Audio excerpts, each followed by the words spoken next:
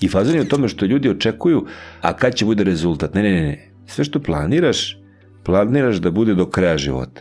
Znači ja imam tu rutinu koju sam razvio kada ja sam u tom celom procesu bankrota pao u depresiju, zaista kao 3 meseca sam ustao iz kreveta i sve ostalo. I ja sam napravio određeni set aktivnosti koje radim svako jutro. Kad se probudim, imam set aktivnosti, 4, 5, 6 aktivnosti koje radim ujutru. Novih dobrih ili tada tokom depresije loših?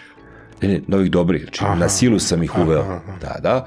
Ja mislim da svaki čovek može da uvede određeni set aktivnosti koji zavise samo od njega, koji će da utiču na pokretanje njegovog čitavog biološkog i emocionalnog sistema. Jer ti ne možeš, pazi, kad se probudiš i uradiš nekoliko stvari koje su dobre za tebe, ti ne možeš da nemaš promenu.